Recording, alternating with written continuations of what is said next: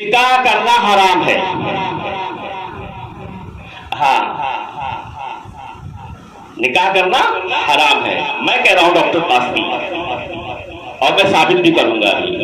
آپ چوک گئے ہوں گے کہ ابھی تک تو میں سنتا چلا آ رہا ہوں کہ نکاح کرنا سنت ہے، اور خود حضور صلی اللہ علیہ وسلم نے ارشاد فرمایا ہے. کیا فرمایا؟ قال قال رسول اللہ صلی اللہ علیہ وسلم النکاح من سنتی فمن رغب عن سنتی فلیس منی، او کما قال علیہ الصلوۃ والسلام. نکاح کرنا میری سنت ہے، جو میری سنت سے اعراض کرے وہ ہم میں سے نہیں. آپ نے سنا ہوگا کہ سنت ہے، اور آپ نے علماء کرام کی زبان سے یہ بھی سنا ہوگا کہ نکاح کرنا فرض ہے. لیکن آج میں آپ کو بتاتا ہوں کہ نکاح کرنا حرام بھی ہے. نکاح کرنا حرام، نکاح کرنا حرام.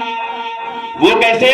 وہ اس طریقے سے کہ اگر آپ کے پاس اتنی وسعت نہیں ہے، اگر آپ کے پاس اتنی طاقت نہیں ہے جو آپ حقوق جوزہ ادا کر سکیں، یعنی جوزہ کے حق کو آپ بخوبی ادا کر سکیں، آپ اس کو بہترین مطلب کپڑا پہنا سکیں، اس کو ایک مکان میں رہ.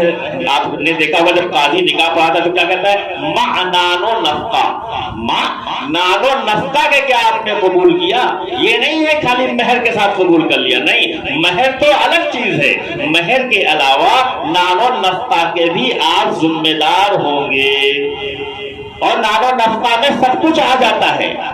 جو بھی جوزہ کے حقوق ہیں، دن کے ہو، رات کے ہو، دوپہر کے ہو، 24 گھنٹے کے جو جوزہ کے حق ہیں، سارے کے سارے حق کی ادائیگی کرنے والے اگر آپ ہیں اور سارے حقوق کو ادا کرنے میں اگر آپ سکشم ہیں، اگر آپ محفوظ ہیں، تو پھر آپ کے اوپر نکاح کرنا سنت ہے اور فرض ہے. اور اگر کہیں یہ تمام چیزیں آپ نہیں کر سکتے، جب دیکھو اس کو میکن چھوڑ رکھے، جب دیکھو اس کو میکن چھوڑ رکھے، تو پھر نکاح کرنا حرام ہے، حرام ہے، حرام ہے. اللہ تعالی ہمیں اس قسم کے نکاح کرنے سے باز رکھے.